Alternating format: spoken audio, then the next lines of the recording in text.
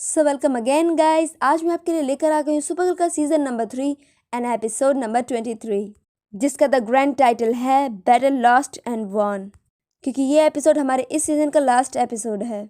मुझे पता है आप लोग बहुत ज़्यादा एक्साइटेड हैं, इसीलिए ज़्यादा बातें ना करते हुए आज हम डायरेक्टली शुरू करते हैं हमारा ये एपिसोड।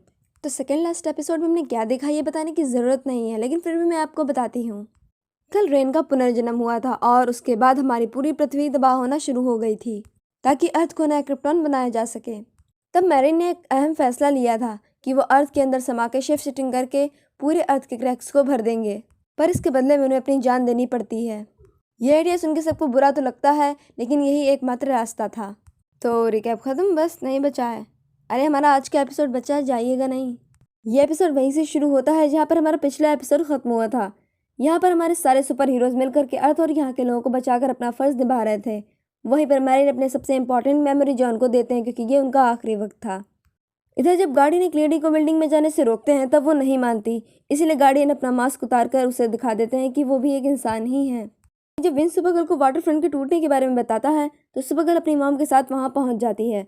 पर उसके पहुँचने से पहले यहाँ पर फ्यूचर वाली हमारी लीजेंड टीम पहुँच चुकी थी, जहाँ पर इमरान ने पहले ही वाटर फ्रंट के पानी को कंट्रोल कर रखा था। सुपरगर्ल जा करके उसको मॉम के साथ में जमा देती है। माँ और बेटे की जोड़ी काफ़ी बेहतरीन है। पानी के जमने के बाद में ब्रेनी अपनी शिप से शूट करके उस बर्फ को तोड़ देता है। पर लीजेंड टीम यहाँ कैसे आ गई? शायद इन्हें ग्रेविटी मैनिपुलेटर से भेजे गए जो मोनेल के सिग्नल को रिसीव कर लिया होगा, यानी कि मोनेल का ग्रेविटी मैनिपुलेटर का आइडिया काम कर गया। क्या बात है।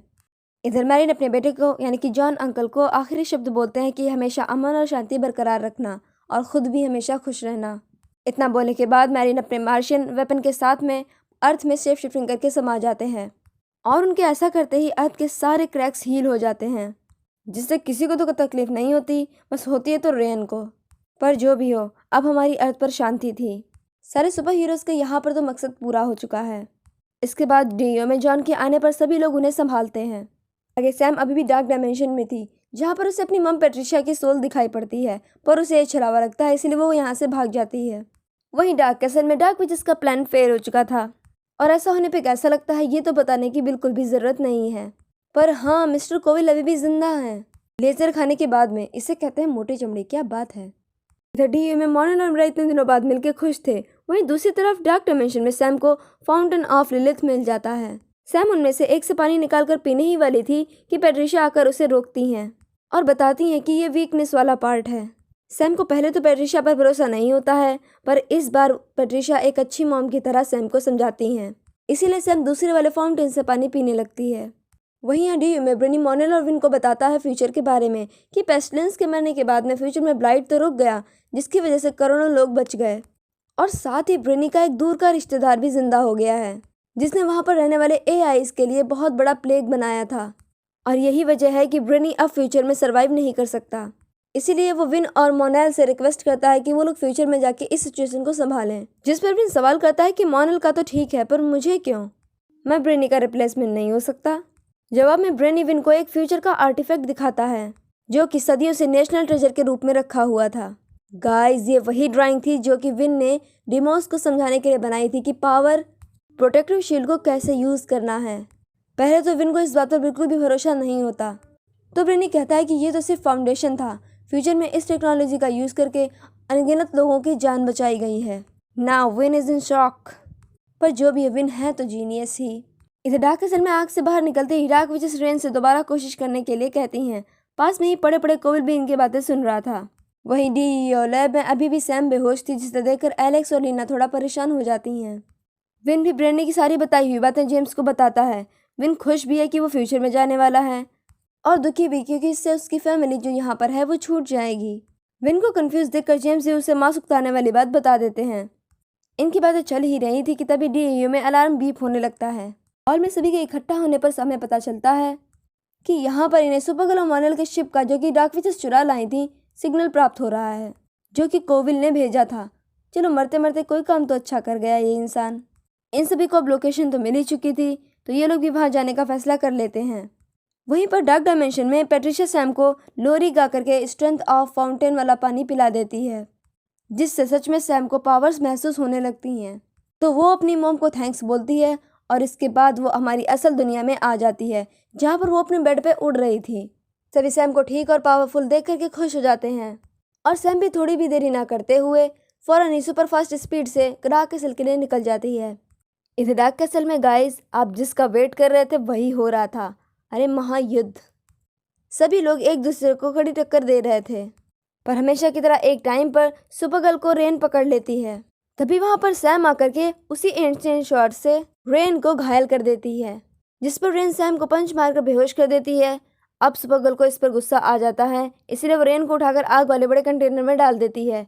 रेन की आग में गिरते ही यहाँ पर एक विस्फोट होता है और रेन बेकाबू होकर के अपनी आई लेजर इधर उधर चलाने लगती है, जिससे यहाँ पर सैम, एलोरा और मोनेल जो कि जॉन को बचा रहे थे, इन लोगों की डेथ हो जाती है और सिर्फ जॉन ही और सुपरगर्ल ही बचते हैं। सुपरगर्ल रोने लगती है, तभी उसके सामने हारून एल का एक टुकड़ा चमकता है और साथ ही साथ सुपरगर्ल की नज़र मोनेल की रिंग पर भी पड़ती है। तो इतने बुरे वक्त में भी हमारी सुपरगर्ल को एक बेहतरीन आइडिया आ ही जाता है। सुपरगर्ल फौरन ही एलेक्स और विन को माइक्रोफोन के थ्रू अपना प्लान समझाती है कि वो मोनेल की लेजर रिंग के जरिए टाइम में पीछे जाएगी और हारून एल की मदद से डार्क डायमेंशन में जाकर वीकनेस वाले फाउंटेन ऑफ लिलिथ से रेन को ख़त्म कर देगी, जिसके बाद सब कुछ नॉर्मल हो जाएगा। और हमारी सुपरगर्ल करती भी ऐसा है। वक्त में पीछे जाते ही उसे अपनी पुरानी यादें याद आने लगती हैं और सुपरगर्ल उसी वक्त में पहुंच जाती है जब रेन ने उसे पकड़ रखा था, पर वो इस बार सैम को तलवार मारने से रोक देती है और फौरन ही मोनेल से हारून एल लेकर रेन और खुद पकड़ लेती है और साथ ही साथ सैम को भी पकड़ने को बोलती है, जिसके फौरन बाद ही तीनों डार्क डायमेंशन में पहुंच जाते हैं। अब यहाँ डार्क डायमेंशन में हमारी सैम के पास भी इन्फिनिट पावर थी, इसीलिए वो मार मार के रेन का कचुम्बर निकाल देती है और ज़बरदस्ती उसे फाउंटेन ऑफ लिलिथ वाले वीकनेस वाले पार्ट का पानी पिला देती है और आखिरकार इस बार रेन का खात्मा हो जाता है, यानी कि सभी लोग बच गए हैं और सब कुछ ठीक हो चुका है। फिर हमेशा की तरह रात में डीओ की बालकनी में कारा और मोनेल खड़े होकर बातें कर रहे थे। यहाँ पर मोनेल रोते हुए कारा को फ्यूचर में जाने वाली बात बता देता है और रिटर्न गिफ्ट के तौर पे कारा को लीजन वाली रिंग दे जाता है ताकि वो उसकी फ्यूचर में हेल्प कर सके। इधर सैम की रिपोर्ट्स नॉर्मल होने की वजह से एलेक्स, लीना और रूबी काफ़ी ज़्यादा खुश थी। इसके बाद जॉन डीईओ से इस्तीफा दे करके एलेक्स को यहाँ का डिपार्टमेंट ऑफ हेड बना देते हैं, क्योंकि वो अपने डैड की आखिरी विश को पूरा करना चाहते थे, शांति और अमन फैलाकर। इसके बाद यहाँ डीईओ में सभी लोग इकट्ठे होकर के विन को लास्ट गुड बाय बोल रहे थे। वहीं पर लीना भी हारून एल से भरा बैग और उसे बनाने का तरीका लगाकर एलोरा को दे देती है। यहाँ सभी लोग विन को एक एक करके गुड बाय बोल रहे थे और जाहिर सी बात है कि वो लोग दुखी भी होंगे। सभी लोग मिलकर लास्ट ग्रुप हग करते हैं और हाँ, जाते जाते विन ब्रेनी को असली वाली ड्राइंग दे जाता है। वैसे विन के फ्यूचर में जाने पर किस किस को बुरा लग रहा है, क्योंकि अब वो हमें शायद सुपरगर्ल के सीजन में देखने को ना मिले। कमेंट करके ज़रूर बताइएगा। लीजनशिप में मोनेल विन को शिप कंट्रोल करना सिखाते हैं। वहीं जेम्स भी फ़ोन पर सभी को ये बता देते हैं कि वो ही गार्डियन हैं। अंकल जॉन भी शांति के रास्ते पर निकल पड़ते हैं। वहीं कारा और एलेक्स साथ में इतने दिनों बाद आखिरकार खुश थी और इसी सब के बारे में बातें कर रही थी। और वहीं एपिसोड के लास्ट में लीना ईव को कॉल करके हारून एल पर नया टेस्ट करने के लिए बुलाती है। इसके बाद हमें 48 घंटे पहले ठीक वही सीन दिखाया जाता है जहाँ पर सुपरगर्ल, रेन और सैम ने हारून एल को पकड़ रखा था। उस वक्त उसमें से काला धुआं निकल करके आसमान में चला जाता है और साइबेरिया के इलाके में हमें एक मिलिट्री बेस के आगे बिल्कुल ही कारा के जैसे दिखने वाली लड़की दिखाई जाती है। पर ये कौन है? क्या ये हमारी कारा है या फिर कोई और?